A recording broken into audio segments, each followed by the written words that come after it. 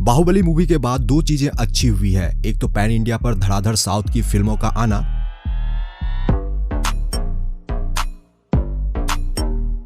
जैसे कि इस बार भी पुष्पा, RRR, KGF चैप्टर 2 का छप्पर फाड़ कमाई हमें देखने को मिला था। दूसरी, बाहुबली ने ऑडियंस को यह बताया कि रियल और रीमेक में क्या फर्क है।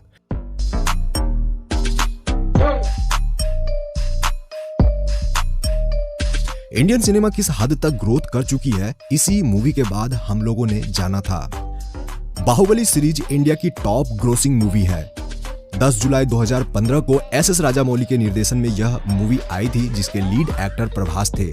उन्होंने अमरेंद्र बाहुबली का कैरेक्टर प्ले किया था। इसके अलावा अनुष्का शेट्टी, तमन्ना भाटिया, राणा दग्गोबाती जैसे बड़े बड़े स्टार कास्ट भी हमें देखने को इस मूवी में मिले थे।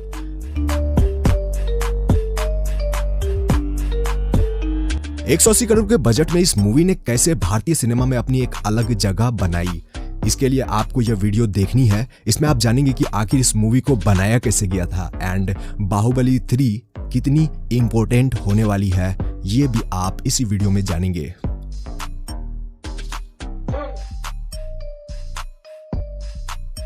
यह माहिष्मती साम्राज्य का सीन है। एक्चुअली है तो एक स्टूडियो, बट इसे बनाने में मेकर्स ने कोई कमी नहीं छोड़ी थी। यहाँ महल, बड़ी बड़ी मीनारें, चबूतरे सब मौजूद थे। यह सेट रामोजी फिल्म सिटी के अंदर ही बना है और यह बाहुबली सेट अभी भी एग्जिस्ट करता है, जिसे देखने हजारों लोग everyday Ramoji film city Hyderabad जाते हैं।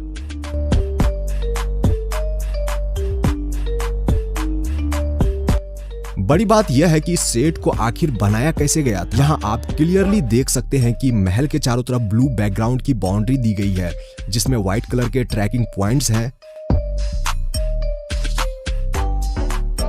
वहीं महल के बीच में वाटर चैनल, चबूतरे और स्टैचू भी देखने को मिलेगा।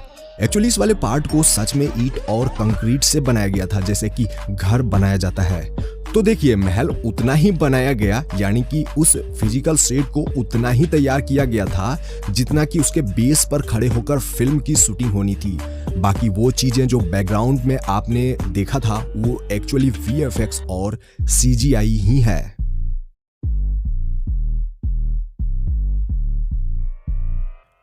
भल्लाल देव के एंट्री का यह सीन याद कीजिए, जब वो बड़े से पावरफुल बैल के साथ लड़ाई करते हैं। इस जगह नेक्स्ट लेवल की CGI यूज करी गई थी।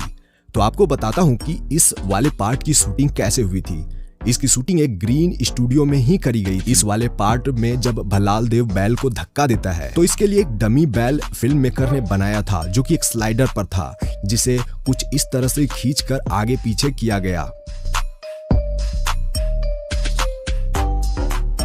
बाकी इस वाले सीन के लिए CGI इस्तेमाल किए गए थे। यहाँ ग्रीन सूट में खुद प्रभास भी बैल के सिर के डमी को पकड़कर एक बार एक्ट किया था, जबकि दूसरे सीन में उसे ग्रीन मैन द्वारा नीचे रखा जाता है, जैसा कि भल्लाल देव यहाँ आपको एक्ट करते हुए नजर आ रहे हैं। वहीं इस जगह बैल की सिर को एक लोहे के केज के आगे जोड़ दिया जाता है। कुछ लोगों द्वारा उसे खींचते हैं, जिसके बाद ही उसे CGI में कंप्लीट करके मूवी में हमें दिखाया जाता है।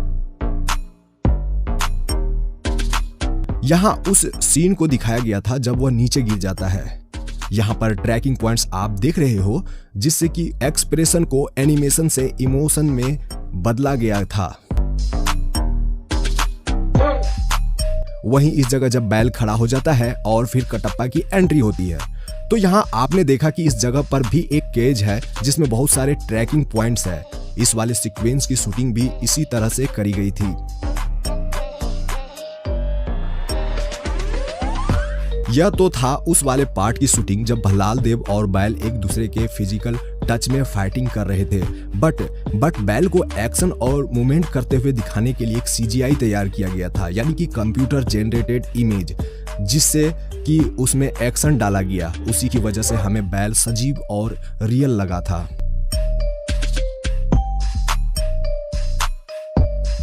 बाहुबली द बिगिनिंग के दीवारा सॉन्ग का यह मेकिंग वीडियो है। यहाँ आप प्रभास को एक बड़े वाटरफॉल को छलांग लगाते हुए देखते हो। तो आप यहाँ देखेंगे कि वह किस तरह से इसकी शूटिंग कर रहे थे। जब वह आखिरी में माउंटेन के टॉप पर पहुंचते हैं तो उसे कैसे शूट करा गया था।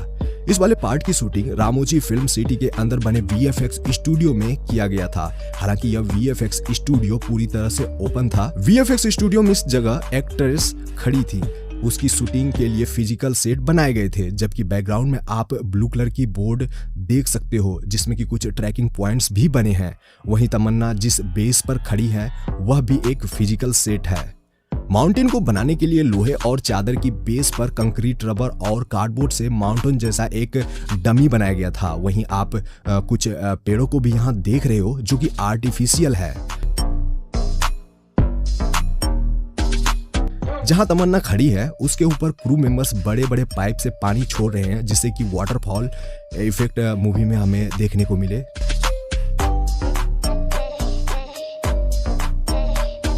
इस सॉन्ग में प्रभास स्टंट परफॉर्म करते हैं जहां पर वह एक पहाड़ से दूसरे पहाड़ पर कूदते हैं।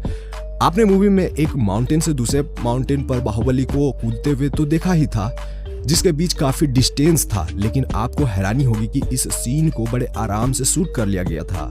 जी हाँ, मेकर्स को केवल 2 पहाड़ के टीले बनाने पड़े थे, बाकी बीच में ग्रीन बैकग्राउंड आप देख रहे हो। वहीं प्रभास को एक टीले से दूसरे टीले में कूदने के लिए रस्सी से सपोर्ट भी दिया गया था, जिससे कि वह आसानी से एक्शन परफॉर्म कर सके। आफ्टर शूटिंग इस पार्ट को वीएफएक्स के माध्यम से बैकग्राउंड रिमूव कर दिया गया था, जबकि वाटरफॉल को दिखाने के लिए उसमें एनिमेशन भी ऐड करे गए थे। बाहुबली द बिगिनिंग का यह वाला सीन काफी पावरफुल था, जिसमें कि प्रभास की ताकत का अंदाजा उनके इस सीक्वेंस से पता लगता था जब वह शिवलिंग को उठाकर वाटरफॉल के पास रखते हैं। एक्चुअली आप यहाँ शिवलिंग देख रहे हैं, वह जो है वह कार्डबोर्ड के बने थे जिसे कि आसानी से होल्ड किया जा सकता था। यह केरला का वाजाचल वाटरफॉल है। एक्चुअली यह भारत का सबसे बड़ा और मोस्ट फेमस रॉक गार्डन भी है। शूटिंग करते वक्त यहाँ काफी दिक्कतें आई थी। एक तो वाटरफॉल इतनी तेज थी कि उन्हें एक दूसरे की आवाज सुनाई नहीं पड़ती थी, जिसके कारण राजा मौली सर को रोल समझाने में काफी दिक्कतें होती थी। वहीं दूसरी तरफ यहाँ मौसम भी अनप्रिडिक्टेबल था, यानी कि कभी भी बारिश होने लगती थी, जिससे कि शूटिंग में काफी प्रॉब्लम हुई थी। बट फाइनली जो सीन निकल कर आया वह काबिल तारीफ था। राणा दग्गूबाती जी ने भल्लाल देव का रोल प्ले किया है। वह इस मूवी में निगेटिव शेड में नजर आए हैं।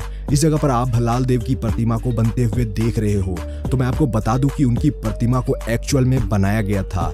मेटल के इस स्टैच्यू की वजन काफी ज्यादा थी और यह काफी लंबी भी थी। इसके लिए बड़े बड़े क्रेन से उसे खड़ा किया गया था। मैं आपको बता दूं कि ये उस वक्त का सीन है जब उनकी सेना से उनकी प्रतिमा गिर जाती है। तो अब यहाँ देखिए इस वाले पार्ट की शूटिंग कैसे हुई थी। इसकी शूटिंग के लिए सच में रोलर से व्यक्ति को गुजारा गया था।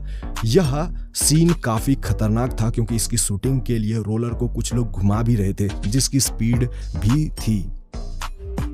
यह सीन उस वक्त का है जब राजमाता बाहुबली को माहिष्मती के दरबार में लाती है। उस वक्त कुछ लोग इसका विद्रोह करते हैं, तभी कटप्पा की एंट्री होती है वहां पे। मैं आपको बता दूं कि इस सीन को मूवी में तो आपने कुछ इस तरह से देखा था, बट इसका रियल शूटिंग लोकेशन काफी अलग था। चारों तरफ से ग्रीन बैकग्राउंड में बना यह स्टूडियो काफी अजीब लग रहा है, या यूं कह लीजिए कि पूरी तरह से ग्रीन स्टूडियो ही है। यहाँ CGI और VFX का भरपूर इस्तेमाल हुआ था, जबकि सिंहासन और आसपास की जगहों को एक्चुअल में बनाया गया था। I mean कि यह फिजिकल सेट जिसे प्रॉपर तैयार किया गया था। यह सीन तो आपको याद ही होगा जब बाहुबली और कटप्पा के बीच लड़ाई होती है। इस फाइटिंग सीक्वेंस को एक VFX स्टूडियो में ही शूट कर लिया गया। आप इस फाइटिंग के लास्ट वाले मोमेंट को देख रहे हैं, जो कि काफी इमोशनल सीन था। यहाँ बाहुबली को कटप्पा के सिर पर पांव रखे दिखाया गया था। इसकी शूटिंग एक्चुअली ऐसे ही हुई थी। I mean ऐसा ही करा गया था। यहाँ पर इस वाले सीक्वेंस की शूटिंग होते हुए आप देख सकते हो कि किस तरह से कटप्पा झुके हुए हैं और बाहुबली यानी कि प्रभास उनके सर पर अपना पांव रखे हैं। उनके चारों तरफ यहाँ पर ब्लू बैकग्राउंड देख रहे हो। बाकी फॉग, मॉइस्चर्स और स्मोक भी इस जगह छोड़े गए थे और लाइटिंग इफेक्ट भी कमाल का था। यह सीन बाहुबली द्वारा एक विद्रोही को पकड़ने का है। जब वह पहाड़ से छलांग लगाते हैं तो एक्चुअल में इस सीन के लिए सबसे पहले इस मूवी के एक्शन डायरेक्टर पीटर हैन ने इसे किया था। आपको बता दूं कि बेस्ट स्टंट कोरियोग्राफी के लिए उन्हें नेशनल फिल्म अवार्ड और बेस्ट एक्शन डायरेक्टर का अवार्ड भी मिला है। उन्होंने ही गजनी, आई, पुष्पा, KGF और रोबोट जैसी बड़ी फिल्मों के लिए एक्शन डायरेक्शन किया है। क्लाइमेक्स वाले पार्ट की शूटिंग के लिए 100 एकड़ जमीन से फसल हटाना था। क्लाइमेक्स वाले पार्ट का यह सीक्वेंस मूवी का सबसे अहम पार्ट था। इसके लिए 2000 बॉडी बिल्डर्स ने यहाँ एक्ट किया था, जबकि 1000 अदर आर्टिस्ट थे। वहीं 1000 से भी ज्यादा क्रू मेंबर और सपोर्टिंग आर्टिस्ट इस सीक्वेंस की शूटिंग में मौजूद थे। मूवी के क्लाइमेक्स का ये सीन देखिए, जो कि इसका सबसे इंटरेस्टिंग पार्ट है। बाहुबली द बिगिनिंग को शूट करने में 1 साल 1 महीने लगे थे, जिसमें कि लगभग 4 महीने केवल क्लाइमेक्स में ही लगा दिया गया था।